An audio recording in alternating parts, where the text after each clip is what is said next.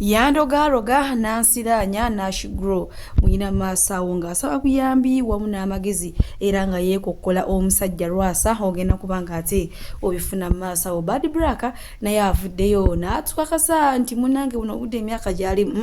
gyakumubudaabuda kubanga kati gyantondo ne Jennifer Fulfinger Nakangubi naye avuddeyo n'akuutira abakyala nti munnange kati bazaala abaana be basobola okwerabirira nti kuba ennaku zino abasajja bo bafuukira ddala mugamba mutya mwasibi mutya bantu bange kansubire nti muli bulungi ba mikwano ng'enkola yaffe mbasaba video no mujimpe like era nensaba gwe wenna atanaba kusubscribinga wano ku Suvia News Extra nti mukwano subscribinga era onyigene mu notification bell lemesibwanga byonna bimba nteekayo wano ku Suvia News Extra nyonge kusabira ku mumwena abalwadde abakosefu ntisabisa kya mukama ate kibatuukeko ba mikwano Suvi Airport Pickup and Transport Service banange tutambuliza ddala abantu Sheikh Shirafu Dembe musome wa dua akola ku nsonga z'amakwegala kufuna butuuze bweru business songa tezitambula bulungi mukubireko ate wamana ye agenda kurombera edduwa munange sigenda kuruza era nga nkutandise n'omukyala Bad Black munange alina byatugamba wano nti ye emyaka yatuuseeko gyakumubudaabuda gyantondo yayagala kumuwaana buwanyi munange Mami Black Mama John olabika bulungi yoleka ekisige era baate omumwa guna gumyamyasanga zaabu ngena kubanga mubatuusaako maasawo ate wamma musobole okumwerabirako ye kenyini wamma Mama Jona omanya abantu bagamba nti ono ye mukyala ku social media akyasinze okwogera amazima era ye neojja nti omugulire Mama Jona ekintu kyewalabi kikyuse oyogere kyotalabi ebyo obeera weerimba ye mbwayimirira ku mazima kale katumulaba ate tweyongereyo wamma n'agaleero wano kumpaana buwanyi nze nina temper. I have temper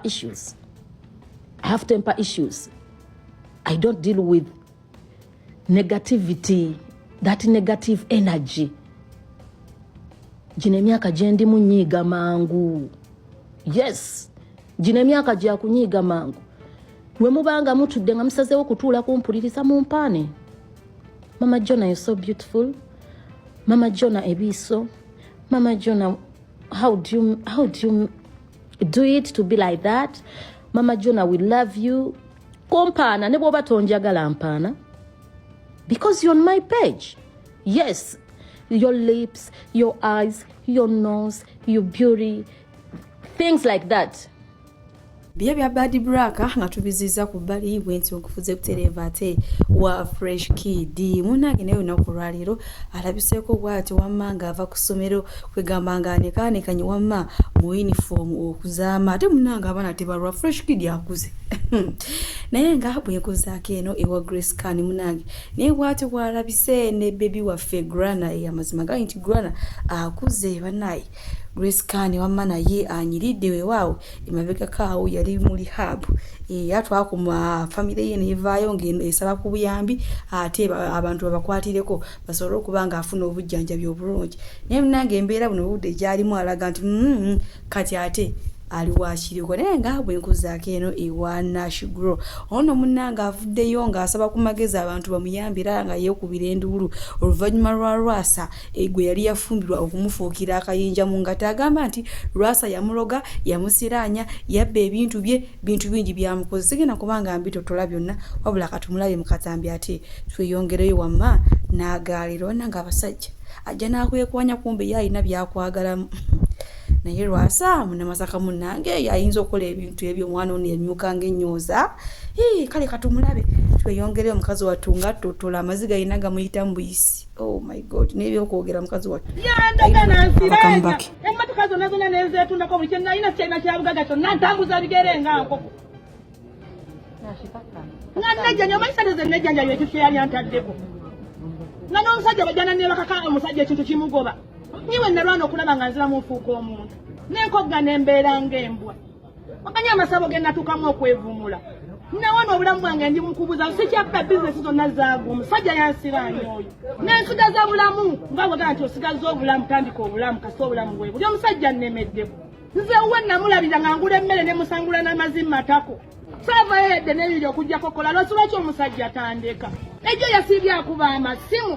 ate ekyuse ennamba ateka nakasimu kapya nakagula siba esimu ye bwe yayise embejjako nenenkuba endulu ne basimbula 10 ne bagenda okulengera kalwasa nini emmotoka agenda wange nga yabadde azze nabo baali abasajja babiri n'omukazi nga lasita byenjogera bena mbimanyi oba okumuuka nga tasobola kwebeerera nga omusajja kyanjagaza sikimanyi banaye gavumenti nyamba ne pasita kakande yennyini kakande pasita kakande nyamba omuntu yajjewo nti alokose naye omuntu ansobedde kuba kakande ayinza okuba atya banaye Uganda poliisi ndi ku bunkeeke sirya sinywa nebaka nkonkona lwasa afuukidde ekizibu bwenzira bukyanga nobe wena kabeera mu nnyumba 3 buli gye mbeeramu ajja nannumbagana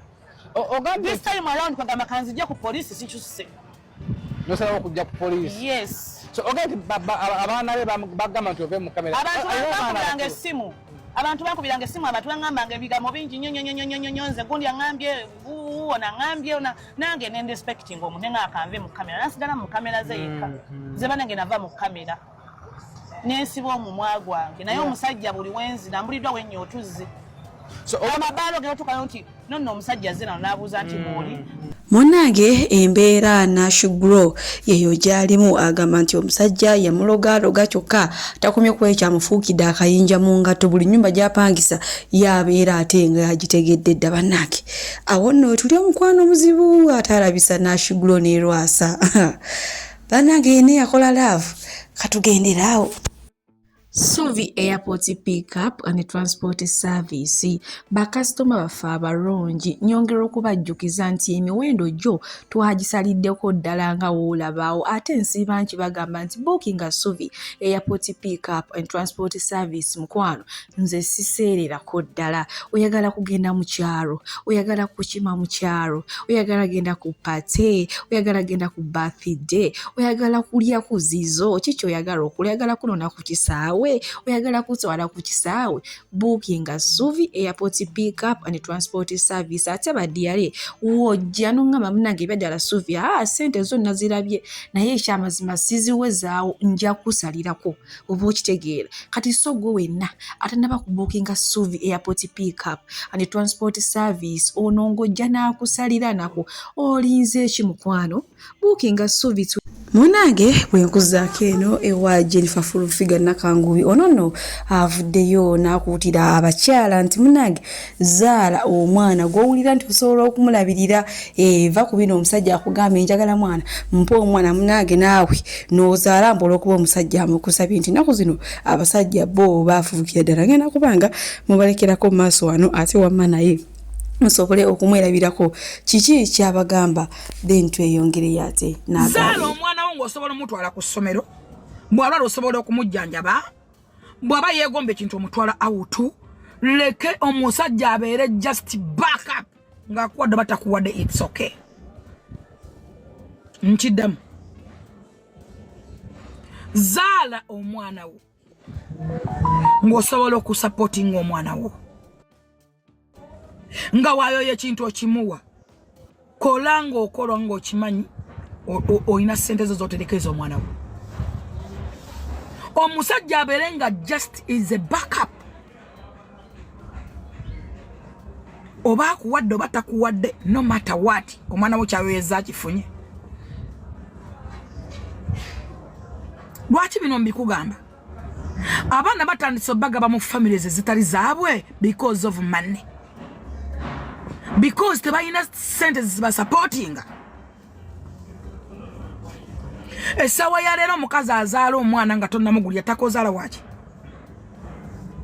sikugaana ate ffena tetwenkana naye kuba kati njogera ku levo y'abategeera abakazi abasinga mwenna abamu abasinga obungi mwagala abasajja olw'essente ne mwagala abasajja nti balina amayumba amalungi singa omusajja oyo afuna okusomozebwa n'alwala n'agwa ku accident n'amenyeka ne bamusiba ne bakola batya ne bamukwatira mu lukwewa lwaki n'agenda ruzira obutadde ogenda kwerawo otya ogenda kubeerawo otya njagala odde mu nsonda wekka kino okyebulirire nti singa mwami wange kuba ffenna tuvuga mamotoka kino kyuma kya muzungu tomanyi nti ogenda kuvaako amagulu kigenda kugatta kigenda kukola kitya nkisaza mu linnya lya Yesu naye just in case n'abatambula ku mabbali ku nguudo babatomera ne bafa bulijjo obulamu bwe tulimu Katonda yamanyi gye buva ne gye bulaga tomanya singa bokeera kumata ne bagamba nti bawo nomo ogenda kutugaba nabo ogenda bali sampitambi ye mpitambi jona pama ogenda jija wanga tolya lwaki bino mbikugamba njagala ozukusa obwongo olekerawo okulowooleza mu busajja mu buli kintu mulekerawo okulowooleza mu bababa mmwe buli kintu bawo mulabe nga part of a family oba ino batayina nga mwino okumoving on baba batasobodde kuweerayo baana school fees guleme kubeera musango naawe okola kwata sente sule mwana wo school fees omwana wo naasoma nga ttaamu eggwako mbu kubanga bawo tannakuwa sente naye ng'okola ng'ate mufuna sente ze mukwanamu abasajja